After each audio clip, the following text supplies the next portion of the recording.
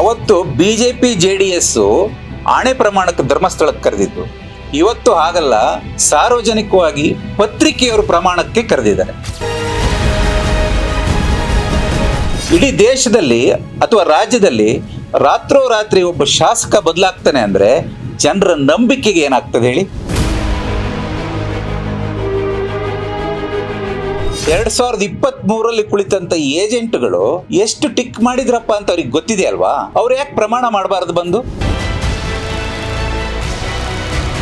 ಅವತ್ತೇ ಅನುಮಾನ ವ್ಯಕ್ತಪಡಿಸಿದ ಜೆಡಿಎಸ್ ನ ಸುಧಾಕರ್ ಶೆಟ್ಟರು ಇವತ್ತು ಬಂದು ಪ್ರಮಾಣ ಮಾಡ್ಬೇಕಲ್ವಾ? ಬೆಳಗ್ಗೆ ಅಲ್ಲಿನೂ ಅಷ್ಟೇ, ನಾನು ಅಲ್ಲಿ ನೋಡಿದಾಗ ಹಲವಾರು ನ್ಯೂನ್ಯತೆ ಕಂಡಿತ್ತು. ಆದ್ರಿಂದ ನಮಗೆಲ್ಲರಿಗೂ ಡೌಟ್ ಇತ್ತು.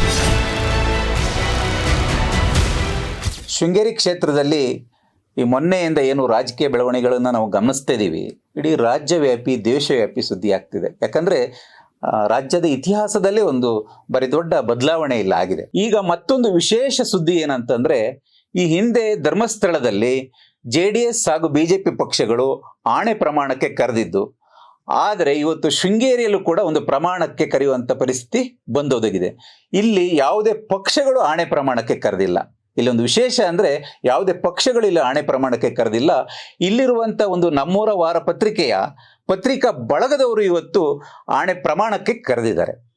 ಇಲ್ಲಿ ಯಾಕೆ ಪ್ರಮಾಣಕ್ಕೆ ಕರೆದಿದ್ದಾರೆ ಅಂದರೆ, ದೇಶದ ಇತಿಹಾಸದಲ್ಲಿ ಅಥವಾ ರಾಜ್ಯದ ಇತಿಹಾಸದಲ್ಲಿ ರಾತ್ರಿ ಒಳಗಡೆ ಒಬ್ಬ ಶಾಸಕ ಬದಲಾವಣೆ ಆಗಿರುವಂಥದ್ದು ಇಡೀ ಕ್ಷೇತ್ರದ ಜನರಲ್ಲಿ ಯಾರಿಗೂ ಕೂಡ ಅದೊಂದು ಗೊಂದಲದ ವಾತಾವರಣವನ್ನು ಸೃಷ್ಟಿ ಮಾಡಿದೆ. ಈ ಗೊಂದಲದ ವಾತಾವರಣವನ್ನು ಸೃಷ್ಟಿ ಮಾಡಿರೋದು ಸಾಮಾಜಿಕ ಜಾಲತಾಣಗಳು, ಕೆಲವಷ್ಟು ಸುಳ್ಳು ಅಭಿಪ್ರಾಯಗಳು. ಹಾಗಾಗಿ ಜನರ ನಂಬಿಕೆಗೆ ಘಾಸಿಯಾಗದಂತೆ ಇವತ್ತು ಕೊಪ್ಪದ ಎಲ್ಲರೂ ನಂಬುವಂಥ ಶ್ರೀ ವೀರಭದ್ರ ದೇವಸ್ಥಾನದಲ್ಲಿ ಶನಿವಾರ ಬೆಳಿಗ್ಗೆ ಎಲ್ಲ ಪಕ್ಷದ ಏಜೆಂಟ್ರುಗಳನ್ನು, ಎಲ್ಲ ಪಕ್ಷದಲ್ಲಿ ಮತ ಎಣಿಕೆಯಲ್ಲಿ ಕುಳಿತುಕೊಂಡಂಥ ಏಜೆಂಟ್ರುಗಳನ್ನು, ಪಕ್ಷದ ಅಭ್ಯರ್ಥಿಗಳನ್ನು ಈ ಪತ್ರಿಕಾ ಬಳಗ ಪ್ರಮಾಣಕ್ಕೆ ಕರೆದಿದೆ. ಏನು ಪ್ರಮಾಣ ಅಂತ ಹೇಳಿದ್ರೆ, 2023 ಚುನಾವಣೆಯಲ್ಲಿ ಮತಗಳ ಎಣಿಕೆ ಆಯ್ತಲ್ಲ, ಆ ಮತಗಳ ಎಣಿಕೆಯ ಸಂದರ್ಭದಲ್ಲಿ ಪೋಸ್ಟಲ್ ಬ್ಯಾಲೆಟ್ಗಳು ಎಲ್ಲವೂ ಕೂಡ ಸರಿ ಇದ್ದು, ಅಥವಾ ಅಲ್ಲಿ ಕೆಲವಷ್ಟು ಪೋಸ್ಟಲ್ ಬ್ಯಾಲೆಟ್ಗಳು ಸರಿ ಇರಲಿಲ್ಲ ಅನ್ನುವಂಥದ್ದನ್ನು ಪ್ರಮಾಣ ಮಾಡಬೇಕು ಅಂತ ಹೇಳಿ ಇವತ್ತು ಪತ್ರಿಕಾ ಬಳಗದವರು ಕರೆದಿದ್ದಾರೆ. ಈ ವಿಚಾರವಾಗಿ ನನಗೆ ನೋಡಿದಾಗ ಜನರಲ್ಲಿ ಗೊಂದಲವನ್ನು ಬಗೆಹರಿಸಬೇಕಾದ್ರೆ ಜನರ ನಂಬಿಕೆ ಇದು. ಹಾಗಾಗಿ ಒಂದು ಹಂತದಲ್ಲಿ ನ್ಯಾಯಾಲಯದಲ್ಲಿ ಏನು ನಡೀತಾ ಇದೆ ಅದು ಒಂದು ಹಂತದಲ್ಲಿ ನಡೀತಾ ಇರುತ್ತೆ. ಜನಗಳ ಗೊಂದಲವನ್ನು ನಿವಾರಣೆ ಮಾಡಬೇಕಾದ್ರೆ ಈ ರೀತಿಯ ಒಂದು ಪ್ರಮಾಣವನ್ನು ಮಾಡಬೇಕಾಗ್ತದೆ. ಇದು ಆ ಪಕ್ಷ ಈ ಪಕ್ಷ ಅಂತ ಹೇಳಲ್ಲ ನಾನು, ಎಲ್ಲ ಪಕ್ಷದವರು ಕೂಡ ನಾಳೆ ಏನು ಪತ್ರಿಕಾ ಬಳಗದವರು ಒಂದು ಪಂಥಾಹ್ವಾನ, ನಾನು ಇದನ್ನು ಪಂಥಾಹ್ವಾನ ಅಂತಲೇ ಹೇಳ್ತೀನಿ, ಆಹ್ವಾನ ಕೊಟ್ಟಿದ್ದಾರೋ ಆಹ್ವಾನವನ್ನು ಸ್ವೀಕರಿಸಿ ನಾಳೆ ಆ ಪ್ರಮಾಣವನ್ನು ಮಾಡಬೇಕಾಗ್ತದೆ. ಈ ಹಿಂದೆ ನಾನು ಸುಧಾಕರ್ ಶೆಟ್ಟರು ಅವರು ಮತ ಎಣಿಕೆ ಕೇಂದ್ರದಿಂದ ಹೊರಗೆ ಬಂದಾಗ ಮಾತಾಡಿದನ್ನು ಗಮನಿಸಿದ್ದೀನಿ. ಏನು ಹೇಳ್ತಾರೆ ಅವರು?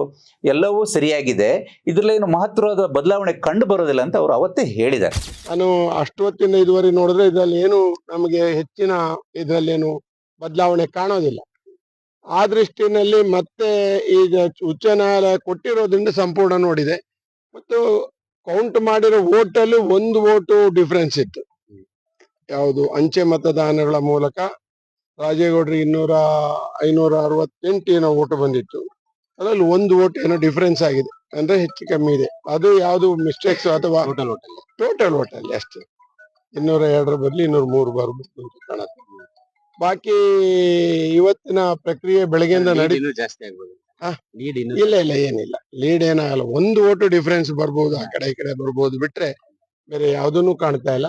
ಆಮೇಲೆ ಮತ್ತೊಂದು ಏನು ಹೇಳಿದ್ದಾರೆ ಅಂದ್ರೆ, ನಾವು ಬೆಳಗಿನ ಜಾವ ಏನು ಕೌಂಟಿಂಗಿಗೆ ಹೋದಾಗ ಅಲ್ಲಿ ಕೆಲವಷ್ಟು ಗೊಂದಲಗಳಾದವು, ನಮಗೂ ಅನುಮಾನಗಳು ಬಂತು, ಬಾಕ್ಸ್ಗಳು ಒಡೆದಿದ್ದು ನಮಗೂ ಅನುಮಾನಗಳು ಬಂದಿದೆ ಅಂತ ಅವರು ಕೂಡ ವ್ಯಕ್ತಪಡಿಸಿದ್ದಾರೆ. ಬೆಳಗ್ಗೆ ಅಲ್ಲಿನೂ ಅಷ್ಟೇ, ನಾನು ಅಲ್ಲಿ ನೋಡಿದಾಗ ಹಲವಾರು ನ್ಯೂನ್ಯತೆ ಕಂಡಿತ್ತು. ಆದ್ರಿಂದ ನಮಗೆಲ್ಲರಿಗೂ ಡೌಟ್ ಇತ್ತು, ಏನೋ ಹೆಚ್ಚು ಕಡಿಮೆ ಆಗಿರ್ಬೋದು, ಆ ಬಾಕ್ಸ್ಗಳು ಓಪನ್ ಆಗಿತ್ತು, ಬೀಗ ಇರಲಿಲ್ಲ ಅನ್ನೋ ದೃಷ್ಟಿಯಿಂದ. ಹಾಗಾಗಿ BJP ಕಾಂಗ್ರೆಸ್ ಅಲ್ಲದೆ ಮತ್ತೊಬ್ಬ ಅಭ್ಯರ್ಥಿ ಅಂತ JDSನ ಸುಧಾಕರ್ ಶೆಟ್ಟರು ಕೂಡ ಅನುಮಾನವನ್ನು ವ್ಯಕ್ತಪಡಿಸಿದ್ದಾರೆ. ಹಾಗಾಗಿ ಈ ಪ್ರಮಾಣವನ್ನು ಮಾಡೋದ್ರಿಂದ ಒಂದು ಕ್ಷಣಿಕವಾಗಿ ಕ್ಷೇತ್ರದ ಜನಕ್ಕೆ ಒಂದು ಗೊಂದಲ ನಿರ್ವಹಣೆ ಆಗುತ್ತೆ ಅನ್ನೋದೇ ಉದ್ದೇಶ ಆಗಿದೆ ಈ ಪತ್ರಿಕಾ ಬಳಗದ್ದು. ಹಾಗಾಗಿ ನಾನು ಆ ಪಾರ್ಟಿ ಈ ಪಾರ್ಟಿ ಅಂತ ಹೇಳಲ್ಲ, ಎಲ್ಲ ಪಾರ್ಟಿಯ ಮತ ಎಣಿಕೆಯಲ್ಲಿ ಕುಳಿತಂಥ ಏಜೆಂಟ್ರುಗಳು ಅಥವಾ ನಾಯಕರು ಬಂದು ಪ್ರಮಾಣವನ್ನು ಮಾಡೋದ್ರಿಂದ ಸದ್ಯಕ್ಕೆ ಕ್ಷೇತ್ರದಲ್ಲಿ ಉಂಟಾಗಿರುವಂಥ ಗೊಂದಲಕ್ಕೆ ಒಂದು ಇತಿಶ್ರೀ ಹಾಡಬಹುದು ಅನ್ನೋದು ಒಂದು ನಂಬಿಕೆ. ಇದು ಎಲ್ಲ ಜನರ ನಂಬಿಕೆ. ಆ ನಂಬಿಕೆಗೆ ನಾವು ಬೆಲೆ ಕೊಡಬೇಕಾಗ್ತದೆ.